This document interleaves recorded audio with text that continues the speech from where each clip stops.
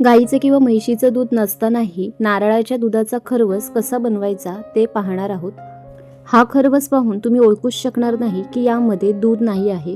हा नारळाच्या दुधातला खरवस इतका मऊ आणि लुसलुशीत होतो की तोंडात टाकताच हा विरघळून जातो. चला तर मग वेळ न दवडता आपण या रेसिपीला सुरुवात करूया. सर्वात प्रथम आपण इथे 2 नारळ खवणून घेतलेले आहेत, कारण आजची जी रेसिपी आहे ही पूर्णपणे नारळाच्या दुधामध्ये बनणार आहे. त्यासाठी आपण इथे मिक्सरचं भांडं घेतलेलं आहे. आता जो खवणलेला नारळ आहे हा आपण मिक्सरच्या भांड्यामध्ये घालून घेऊया.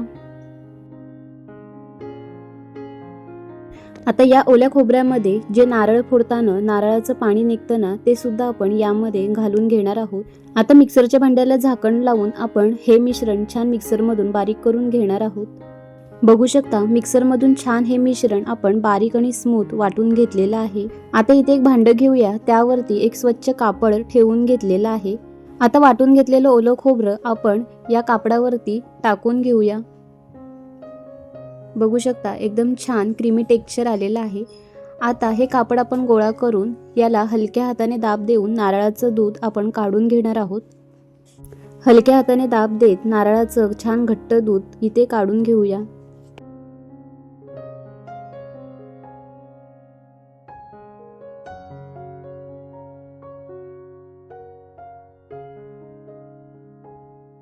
आणखी थोडा दाब देऊया, म्हणजे कापड पिळून सगळं दूध बाहेर येईल.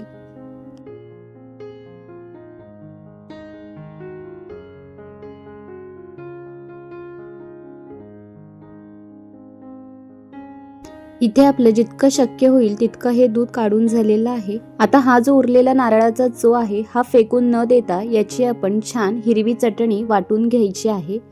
याआधी आपण आणखी एकदा थोडंसं पाणी घालून हे मिक्सरला छान वाटून घेऊन याचं सुद्धा आपण दूध एकदा काढून घेऊया. जितकं चांगलं आणि घट्ट दूध काढाल तितकंच आपला हा खरवस एकदम मऊ आणि लुसलुशीत होतो. इथे आपलं नारळाचं दूध आता काढून झालेलं आहे. बघू शकता कसलं पांढरं शुभ्र आणि घट्ट नारळाचं दूध आपलं काढून झालेलं आहे. हेच आपल्या खरवसाचं मेन सिक्रेट आहे. हे दूध खूपच फ्रेश आणि रिच आहे. आता हे दूध आपण कढई किंवा भांड्यामध्ये काढून घ्यायचं आहे. या नारळाच्या दुधामध्ये इथे आपण 1 वाटी बारीक चिरून घेतलेला गूळ घालून घेणार आहोत. आपण याला ऑप्शन म्हणून साखर सुद्धा घालू शकतो, पण गूळ घातल्यामुळे खरवसाला एकदम नैसर्गिक गोडवा येतो आणि गूळ सुद्धा आरोग्यासाठी हेल्दी आहे. आता यामध्ये 1 चमचा वेलची पावडर घालून घेऊया आणि हे मिश्रण आता आपण थोडंसं ढवळून घेऊया, म्हणजे जो गूळ आहे हा पूर्णपणे यामध्ये वितळला जाईल. थोडंसं आपण इथे साजूक तूप 1 चमचा घालून घ्यायचं आहे. हे मिश्रण आपण मध्यम आचेवरती ठेवलेलं आहे. आता आपण यामध्ये 2 मोठे चमचे कॉर्नफ्लॉवर घालून घेऊया. कॉर्नफ्लॉवर घालताना एक गोष्ट लक्षात ठेवायची, ते सतत ढवळत राहायचं, नाहीतर त्याच्या गाठी तयार होतात. तुम्ही हा भाग पूर्णपणे स्किप सुद्धा करू शकता. याला ऑप्शन म्हणून थोडंसं आपण यातलं नारळाचं 1 वाटी दूध घ्यायचं आणि त्यामध्ये 2 मोठे चमचे कॉर्नफ्लॉवर टाकून ते आधीच ढवळून घ्यायचं आणि मग ती जी पेस्ट आहे ती आपण यामध्ये घालायची, कारण यामुळे त्याच्या गुठळ्या होत नाही आणि इझिली ते आपण ढवळू शकतो. कॉर्नफ्लॉवर घातल्यावरती हे मिश्रण हळूहळू घट्ट व्हायला सुरुवात होते. बघू शकता इथे आपलं मिश्रण हळूहळू घट्ट होत आलेलं आहे. छान याला क्रीमी टेक्स्चर सुद्धा आलेलं आहे. बघू शकता आणखी आपण हे थोडंसं आटवून देऊया. बघू शकता हे मिश्रण छान आपलं आता घट्ट झालेलं आहे. आता आपण गॅस बंद करूया. गॅस बंद करून झाल्यावरती हे मिश्रण आपण सेट होण्यासाठी ठेवणार आहोत. त्यासाठी एक भांडं घ्यायचं, त्या भांड्याला तूप लावायचं. आता मी इथे केळीचं पान ठेवलेलं आहे आणि त्याला तूप लावून घेतलेलं आहे. आता हे जे आपलं घट्ट झालेलं मिश्रण आहे हे आपण यामध्ये पूर्णपणे ओतून घेऊया. मिश्रण ओतल्यावरती हे चारी बाजूनी छान पसरलं जातं. इथे आपलं हे सगळं मिश्रण या भांड्यामध्ये काढून झालेलं आहे.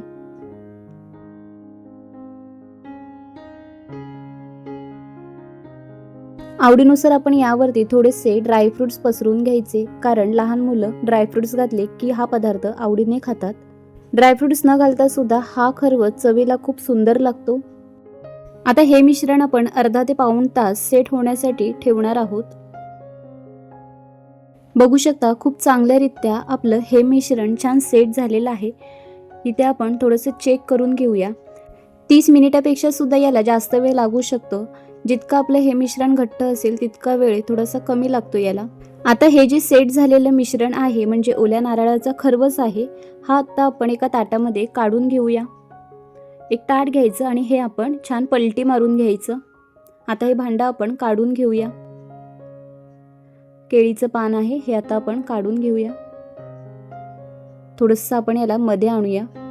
छान इथे आपलं मऊ लुसलुशीत आणि ओल्या नारळाचं खरवस तयार झालेलं आहे. आता आपण याला सुरीने छान कापून घेऊया. असं सुद्धा हे चमच्याने खायला खूप भारी लागतं. पण इथे आपण याच्या वड्या छान पाडून घेऊया. अगदी हलक्या हाताने आणि हळूवार याच्या छान वड्या पाडून घ्यायच्या आहेत. एक खास गोष्ट म्हणजे हा खरवस पूर्णपणे नारळाच्या दुधामध्ये बनवला जातो. म्हणजेच हा एक हेल्दी आणि डेअरी फ्री डेझर्ट आहे. ज्यांना दूध चालत नाही त्यांच्यासाठी हा सुद्धा एक परफेक्ट ऑप्शन आहे. यामध्ये गूळ वापरला आहे त्यामुळे कोणतेही रिफाईंड शुगर नाही आहे यामध्ये, त्यामुळे हे अधिक हेल्दी आहे. तोंडामध्ये टाकताच हा विरघळणारा मऊ लुसलुशीत ओल्या नारळाचा खरवस तुम्ही सुद्धा नक्की करून बघा. या ओल्या नारळाच्या खरवसाची रेसिपी जर तुम्हाला आवडली असेल तर रेसिपीला लाईक करा, शेअर करा आणि सबस्क्राईब करायला विसरू नका. पुन्हा भेटूया अशाच नवीन आणि स्वादिष्ट रेसिपींसोबत. तोपर्यंत धन्यवाद.